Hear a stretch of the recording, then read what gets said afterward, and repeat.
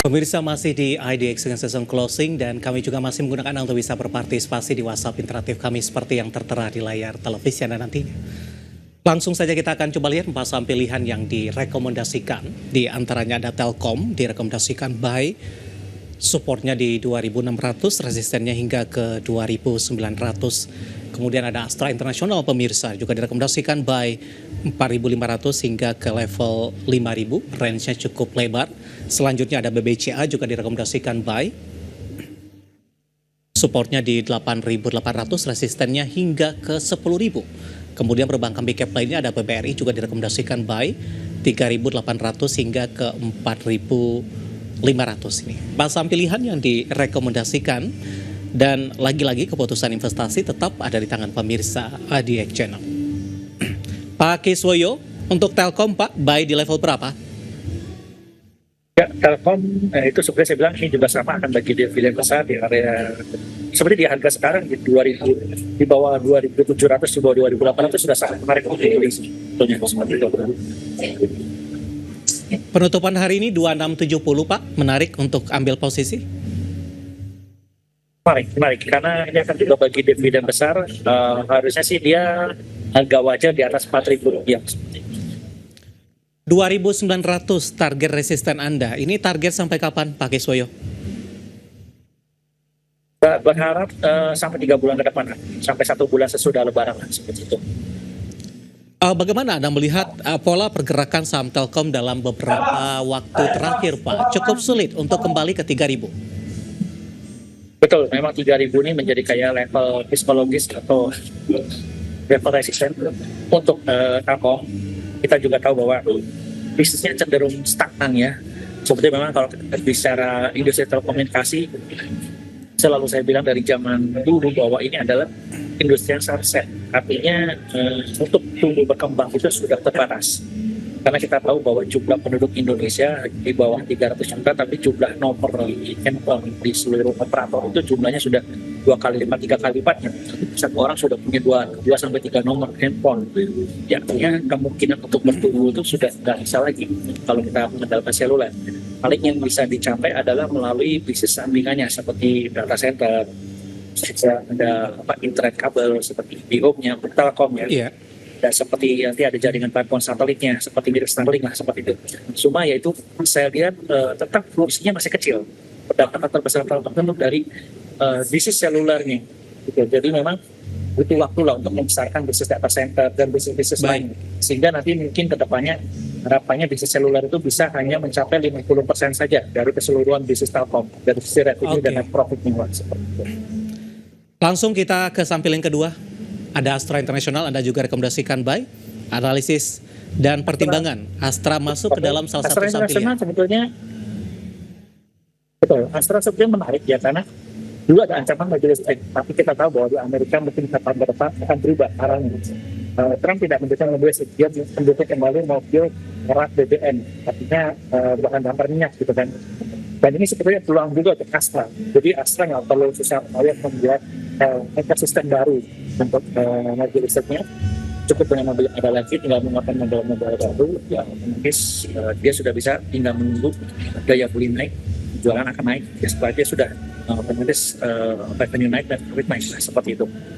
Jadi sebenarnya tantangannya nggak ada, tapi bagaimana juga saya Astra masih tetap berusaha berkembang. Iya. Dia berusaha melakukan diversifikasi masuk ke bisnis kesehatan, terus bisnis go green atau EBT. Baik. Tapi tetap saya lihat porsinya kecil karena efek paling besar, revenue paling besar tetap dari sektor otomotifnya sih saya lihat gitu. Dari Astra kita bergeser ke saham pilihan yang ketiga Pak Kiswoyo. Dari perbankan big cap BBCA tadi pun juga sempat kita ulas sebenarnya. Ulas saya masih sama bahwa ini perbankan swasta terbesar. Memang ada pergantian regenerasi ya, artinya di root yang dulu Pak Ganja itu sudah naik jadi komisaris, sekarang ada anak muda baru gitu ya. Tapi harusnya nggak akan ada perubahan karena saya lihat GCG-nya mereka, manajemennya mereka tuh bagus. Sistem regenerasinya sudah disiapkan sejak lama. Jadi saya lihat harusnya tidak akan ada masalah BBCA. Dan kalau kita lihat dari sisi net profit juga dia masih double digit. Yang lain hanya single digit kan ya, biar di ini masih single digit. untuk tahun buku kemarin dia bisa double digit, artinya di atas 10% net profit. Ya ini memang range-nya BCA yang terbaik lah untuk sisi perbankan. Tapi memang pada sisi aset dia masih kalah sama BRI dan Mandiri. Tapi dari sisi net profit sebetulnya kenaikannya sangat tinggi lah gitu. Baik, tapi dengan posisi penutupan hari ini di 9.000 Pak, dengan target price Anda tadi ke 10.000, resisten terdekat dan menengah terlebih dahulu untuk BBCA Pak Kiswoyo? Sepertinya 10.000 terdekat. Kalau 10.000 tembus harusnya dia akan mencoba naik di area 11 ribuan seperti itu. Jadi memang yang terdekat adalah 10.000. 10.000 kayak level psikologisnya lah seperti itu. Baik, saham pilihan ketiga dari perbankan big cap pada BBCA pemirsa, dan kita beralih ke saham pilihan yang terakhir. Tampaknya masih dari perbankan big cap ini ada BBRI. Hari ini mengalami tekanan yang cukup dalam, direkomendasikan buy.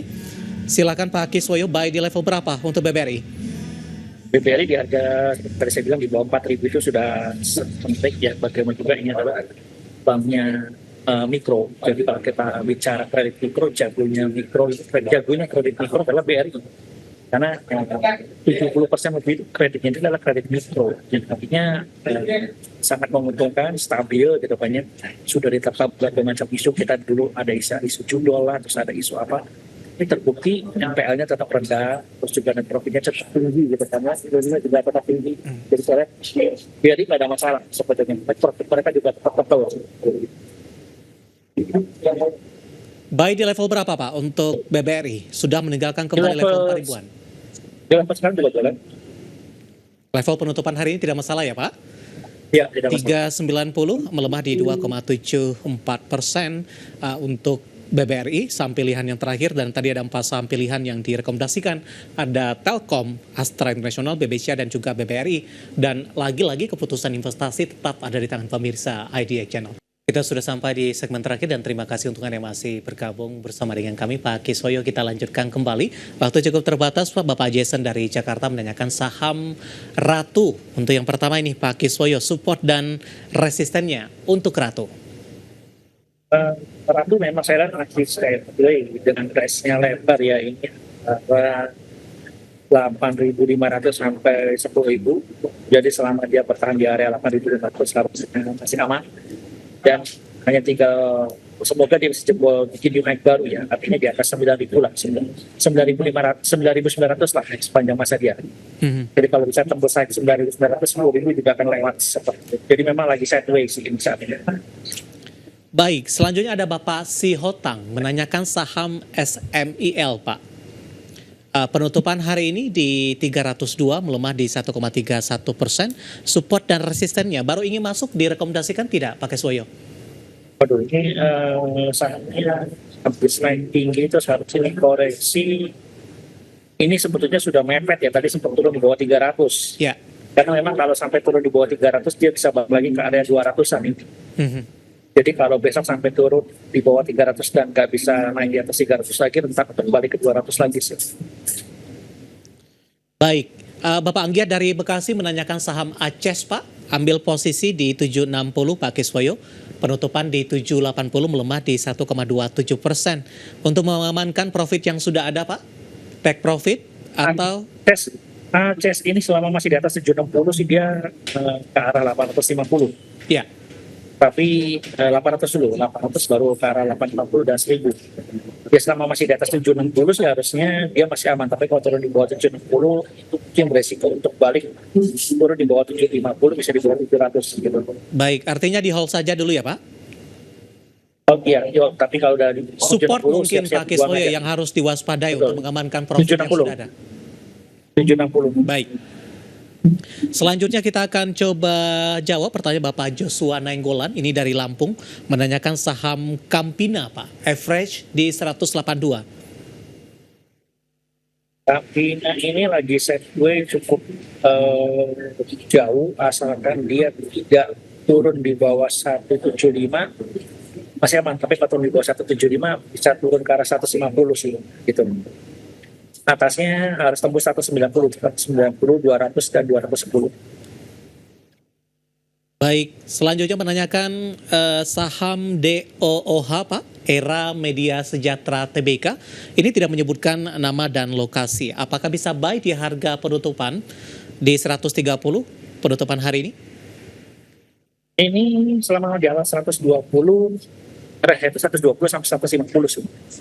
Tapi kok ada candle antena panjang begini ya, kalau lihat sejarahnya biasanya kalau ada antena panjang dia tetap turun sih. Tapi selama masih di atas 120 masih aman. Kalau turun di bawah 120 dia bisa ke arah 110-an seperti itu.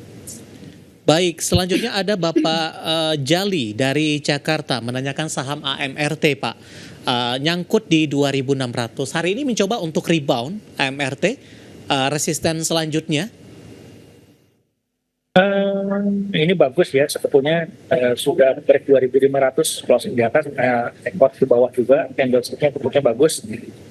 Ya, semoga dia lanjut ke arah 2.700, setelah itu baru ke arah 3.000-an.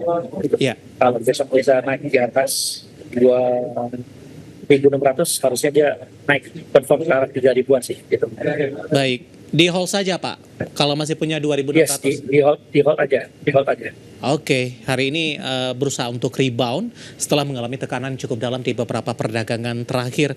Waktu kita cukup terbatas Pak Kiswoyo, tampaknya pembahasan tadi sekaligus mengakhiri kebersamaan kita. Sebenarnya masih ada beberapa pertanyaan, ada Bapak Raffi, Ibu Susi, Pak Sembiring dari Medan. Kami mohon maaf dan silakan bergabung bersama kami kembali di waktu dan di program yang sama di perdagangan hari selanjutnya. Pak Kiswoyo, terima kasih sudah berpartisipasi. Sehat selalu Pak. Oke, thank you. Baik, karena Bapak Kiswoyo, Direktur PT Rumah Para Pedagang. Dan pemirsa jangan lupa saksikan program Market Highlight yang akan tayang pada pukul 20 waktu Indonesia Barat. Karena urusan masa depan harus terdepan. Aku investor saham, saya David San Oval, pamit undur diri. Sampai berjumpa kembali.